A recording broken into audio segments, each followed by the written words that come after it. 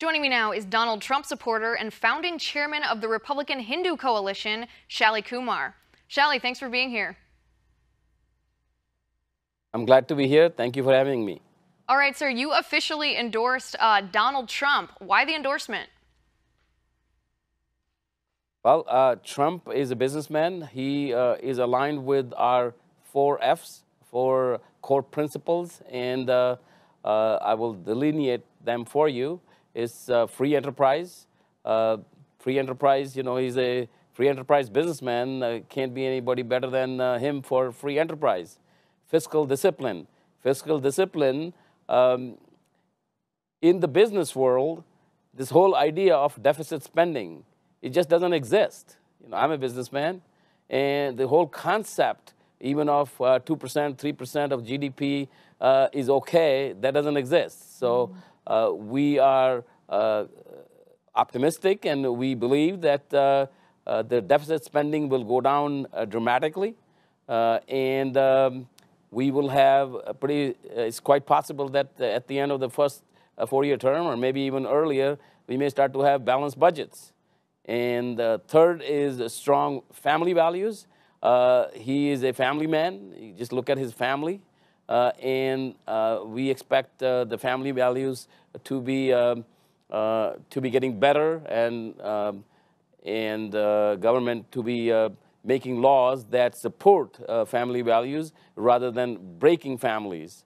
And the fourth is a firm stand against terrorism. And there is nobody better than him. He reminds me of President Reagan. When President Reagan called Soviet Union an evil empire, he was ridiculed. And then look what happened.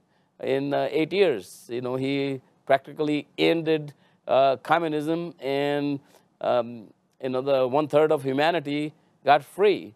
And same thing I see here with the threat of radical Islam, which is threatening the existence of the free world and our way of life as we live today. And there's nobody better than Trump to really get after it. Right. Now, let me ask you this, because this is a bit of a conundrum. It makes perfect sense.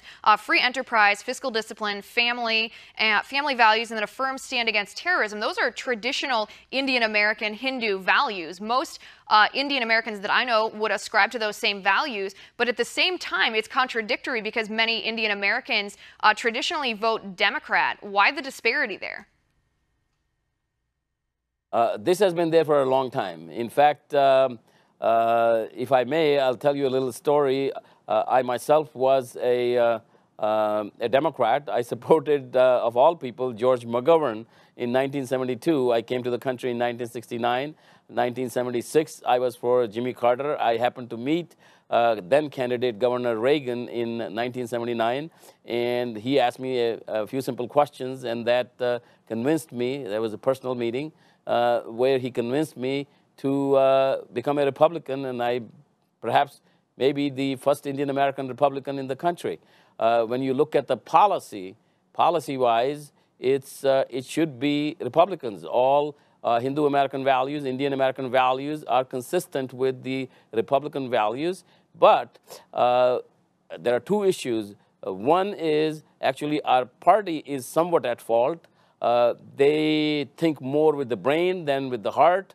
The Democrats, particularly with Clinton, Bill Clinton, over the years have developed a relationship with the Hindu American, Indian American community. And when you have relationships, it kind of goes long ways, and people forget about their brains. Just give you an example of doctors. Doctors hate Obamacare. They hate Obamacare, yet they pay $50,000 to have Harry Reid come out and speak as their chief guest. It's relationships. And Right, I think that's a really good point. Democrats have done well. Not just in regards to Democrats talking to Hindu Americans or Indian Americans, but that's true across the board. Any group, whether you have the Black community, whether it's women, whether it's youth, anybody. The Democratic Party talks directly to individual groups. They invite them to be part of their party, so people feel like they have a friend. They feel that emotional connection, and that's how they vote. That's an excellent point, sir. And next time you're on the show, I'll be sure to introduce you as the first Indian American Republican in our country. But for today, that's all the time we have. Thanks so much for being here. Up next, Stanford swimmer turned rapist Brock Turner sentenced to only 6 months in jail for his crime. John Gabriel weighs in next.